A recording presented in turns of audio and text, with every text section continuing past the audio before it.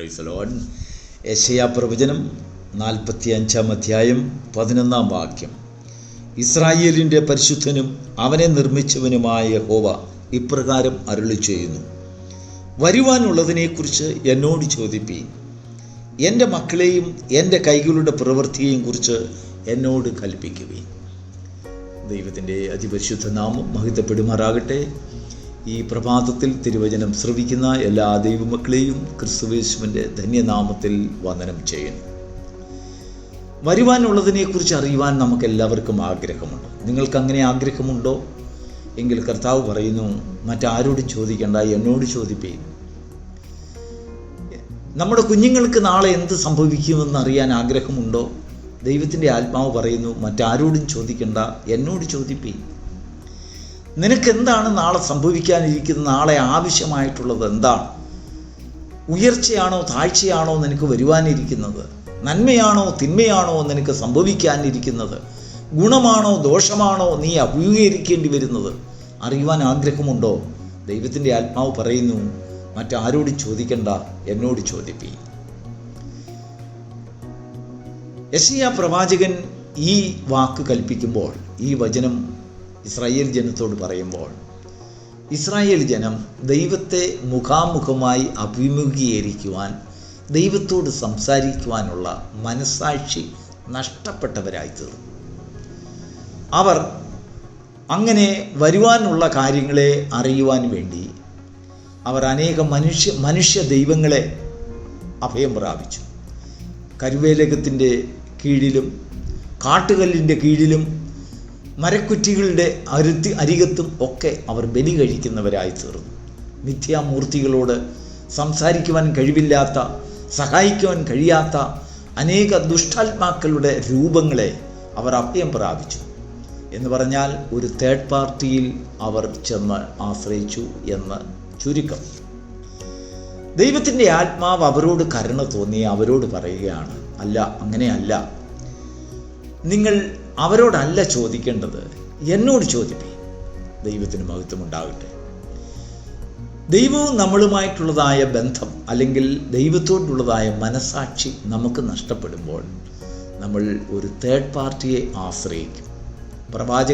കള്ളപ്രവാചകന്മാരോട് ആലോചന ചോദിക്കും. നാളെ എന്താണ് വരുവാനിരിക്കുന്നതെന്ന് അറിയുവാൻ നാം വെളിച്ചപ്പാടന്മാരുടെ അടുത്ത് പോകും. ആലോചന പറയുന്നവരുടെ അടുത്തും പ്രവാചകന്മാരെന്ന് നടിക്കുന്നവരുടെ അടുത്തും ദൈവീക ആത്മാവ് എന്നിൽ വസിക്കുന്നു എന്ന് പറയുന്നതായ അനേക ദുഷ്ടന്മാരുടെ അടുത്തും നമ്മൾ ചെന്ന് പെടും.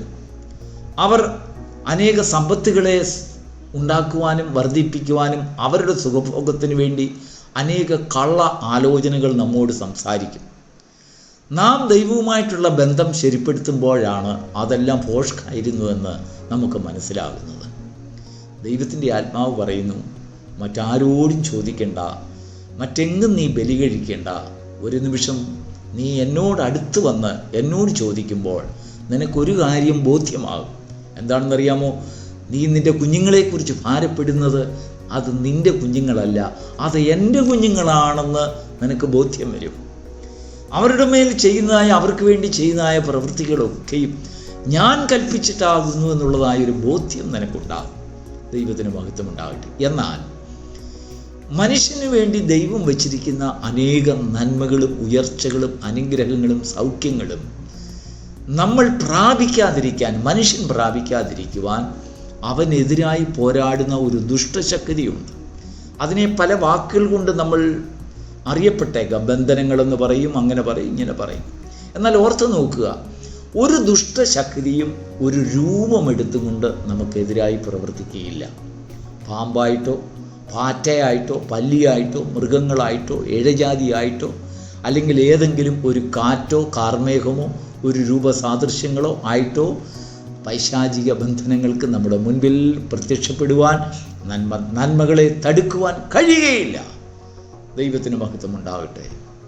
പിന്നെ എങ്ങനെയാണ് നമ്മുടെ നന്മയെ തടുത്തു കളയുന്ന ഒരു ചോദ്യം നമ്മുടെ ഹൃദയത്തിലുണ്ടാകും. നമ്മുടെ നന്മകളെ, നാം അനുഭവിക്കേണ്ടതായ അനേക ഉയർച്ചകളെ, ഗുണങ്ങളെ, സൗഖ്യങ്ങളെ, വിടുതലുകളെ നാം പ്രാപിക്കാതിരിക്കുന്നതിന് വേണ്ടി ദൈവത്തെ കോപിപ്പിക്കുന്ന വൈകൃത സ്വഭാവം പിശാച് നമ്മുടെ ഹൃദയത്തിൽ ഉണ്ടാക്കും.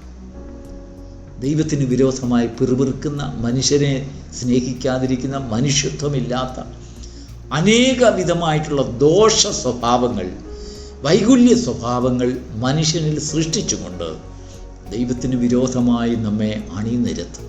ഇവിടെയാണ് നമ്മൾ തോറ്റുപോകുന്നത്. ഇവിടെയാണ് നമ്മുടെ നന്മകൾ മുടങ്ങിപ്പോകുന്നത്. ഇവിടെയാണ് നമ്മുടെ അനുഗ്രഹങ്ങൾ നഷ്ടമായി പോകുന്നത്. ഇവിടെയാണ് നമ്മുടെ ഉയർച്ചകൾ നമ്മൾ പ്രാപിക്കാതെ താഴ്ച പ്രാപിക്കുന്നത്. ഇവിടെയാണ് നമ്മുടെ വേദനകളെ നാം സ്വയമായി അനുഭവിച്ചറിയേണ്ടതായ ഗതികേടുകൾ ഉണ്ടാകുന്നത്. എന്നാൽ ദൈവം വരുത്തുന്നതൊക്കെ എനിക്ക് നന്മയ്ക്ക് വേണ്ടിയാണ്.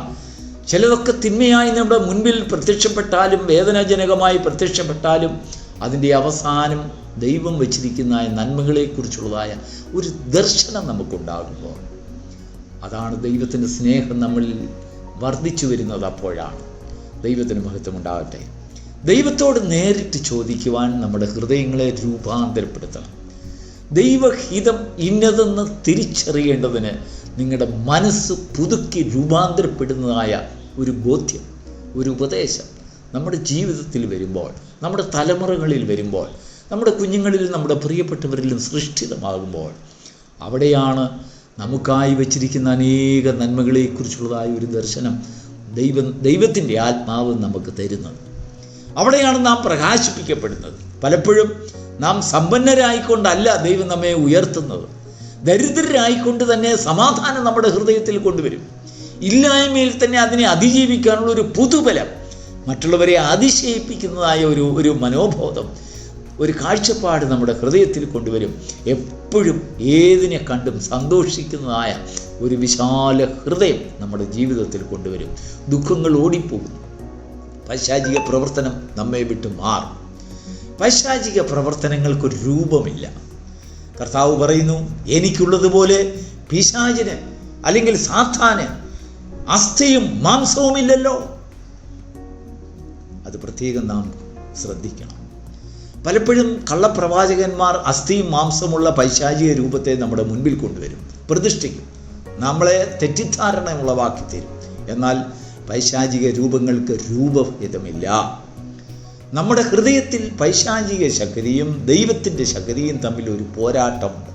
നമുക്ക് പോരാട്ടമുള്ളത് ജഡരക്തങ്ങളോടല്ല, വാഴ്ചകളോടും അധികാരങ്ങളോടും സ്വർലോകങ്ങളിൽ പോരാടുന്ന ദുഷ്ടാത്മസേനയോടും എത്ര. ആരാണിത്? എവിടെയാണിത് ദുഷ്ടാത്മസേന? സ്വർലോകങ്ങളിൽ, നമ്മുടെ ഹൃദയത്തിൽ. ദൈവം നമ്മെ ഉയർപ്പിച്ച് സ്വർഗരാജ്യത്തിൽ, സ്വർഗീയ അനുഭവത്തിൽ, സ്വർഗീയ നന്മകളെ അനുഭവിക്കുവാൻ കൊണ്ടിരുത്തിയിരിക്കുമ്പോൾ ആ ലോകത്ത് നമ്മുടെ ഹൃദയത്തിൽ വന്ന് സ്ഥാനം പിടിച്ചുകൊണ്ട് ദൈവത്തിന് വിരോധമായി സംശയം, ദൈവത്തിൻ്റെ ശക്തിയെക്കുറിച്ചുള്ള പരിമിതമായിട്ടുള്ളതായ ഒരു ബോധം നമ്മളിൽ കൊണ്ടുവന്നുകൊണ്ട് ദൈവത്തെ ദുഃഖിപ്പിക്കുന്ന വൈകൃത സ്വഭാവങ്ങൾ കടിമയാക്കി, കോപത്താലും ക്രോധത്താലും അസൂയാലും പിണക്കത്താലും അനേക ദുർചിന്തകളാലും നമ്മെ വശീകരിച്ചും കൊണ്ട് ദൈവത്തിന് കോപപാത്രരായി നാം മാറിപ്പോകാനിടയാകുന്നു. അനുഭവിക്കേണ്ട നന്മകളെല്ലാം അങ്ങനെ നഷ്ടപ്പെട്ടു പോകും. അനേക താഴ്ചകൾ നമ്മളിൽ വരുവാൻ, അനേക ദുഃഖങ്ങൾ നമ്മളിൽ വരുവാൻ അത് ഇടയാക്കുന്നു. പ്രിയപ്പെട്ട ദൈവത്തിൻ്റെ മക്കളെ, ഈ പ്രഭാതത്തിൽ ദൈവത്തിൻ്റെ ആത്മാവ് നമ്മുടെ ബലഹീനതകളെ അറിഞ്ഞുകൊണ്ട്, നമ്മുടെ പോരായ്മകളെ അറിഞ്ഞുകൊണ്ട്, നമ്മുടെ താഴ്ചയുള്ള സ്വഭാവത്തെ അറിഞ്ഞുകൊണ്ട്, നമ്മുടെ പരമാർത്ഥതയുള്ള ഒരു കണ്ണുനീരിനെ കണ്ടുകൊണ്ട് ദൈവത്തിൻ്റെ ആത്മാവ് നമ്മോട് ദയയോട് പറയുകയാണ്, മറ്റാരിലും ആശ്രയിക്കേണ്ട, വരുവാനുള്ളതിനെക്കുറിച്ച് എന്നോട് ചോദിക്കുക, ഞാൻ നിങ്ങളോട് പറയാം.